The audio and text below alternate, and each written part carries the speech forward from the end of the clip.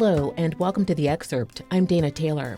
On March 27, 2023, a mass shooter at the Covenant School in Nashville, Tennessee, killed 3 students and 3 staff members.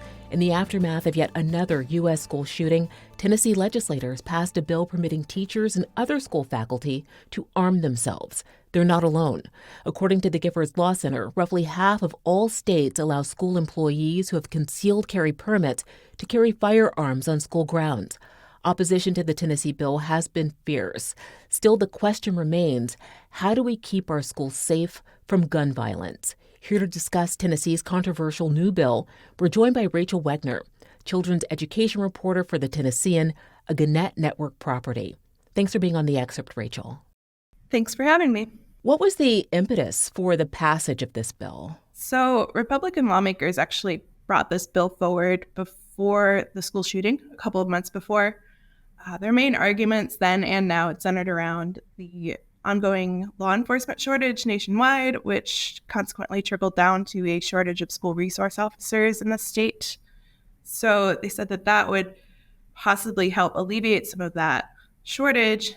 Also, I've heard arguments that the gun-free school zones actually make them easier targets for potential assailants.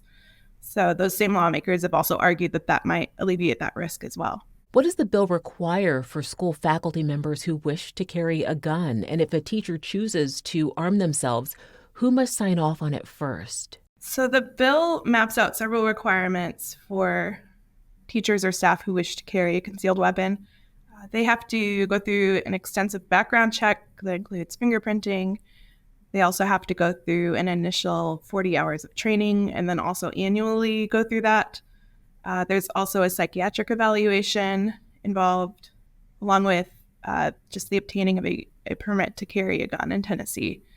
The folks that have to sign off include the district director or superintendent, the school principal, and then the leader of whichever local law enforcement agency they've gone into an agreement with. And teachers who carry must complete 40 hours of basic training in school policing. What does that entail? So the basic police training for schools is not specifically mapped out in the bill itself. It does say it needs to be aligned with Tennessee standards for training police who work in schools. I'm still working to learn more about those specifics. However, I did speak to the director for the National Association of School Resource Officers, and he explained that their training, while it does have an active shooter component, it's not focused on that. It has elements like adolescent brain development, mental health, special needs, behavioral threat assessment, along with just the nuances of working in a sensitive environment like a school as an armed officer. You've reported that some districts are already saying they won't approve requests to carry. Have you been able to gauge which way teachers and school administrators stand on this issue? So I reached out to about a dozen districts just in the immediate region around Middle Tennessee, and I'd say 8 or 9 of them now have said no. Along with statewide, we've heard from the major metro districts in Memphis and in Knoxville as well, and here in Nashville, that they're not planning to implement this. I have heard lots of feedback from teachers, parents, students, administrators that are very concerned about how this bill works, how this newly enacted law works. And I also heard a few that genuinely struggled with the idea of, well, would I want to be able to help if there was an assailant in my school? But then there's 100 more questions that they ask about what that means and what exactly is required of them, and what kind of training would need to be in place for them to feel comfortable. According to the Giffords Law Center, Tennessee does not impose a penalty if a person fails to secure an unattended firearm and leaves it accessible to an unsupervised minor. Has the issue of safe storage in schools been addressed by Tennessee lawmakers? So the law as passed does not include any measure in that regard. It was proposed as an amendment that was ultimately struck down. I believe Democratic lawmakers proposed that. The bill does mention places where teachers and staff cannot carry weapons. That includes things like school assemblies, I believe tenure meetings, disciplinary meetings, but it doesn't specify what they do with the weapon when they go into those places without it. Well, there were hundreds of protesters against this bill at the Capitol when the bill was passed, including parents, teachers, and students. Were there any supporters of the bill at the Capitol that day? Not that I saw. It doesn't mean that they weren't present, but by and large, the folks in the public spaces, in the Senate gallery where I was sitting the day it passed the Senate, or out on the Capitol steps the day that the House went back into session, or even the folks that were there when it ultimately passed the House seemed to be in protest of the bill. The ones that I've heard voice their support for it are, of course, the Republican lawmakers in those floor sessions. Rachel, what stuck out to you most at the protest? The first thing that stood out to me was the presence of mothers of the Covenant School students.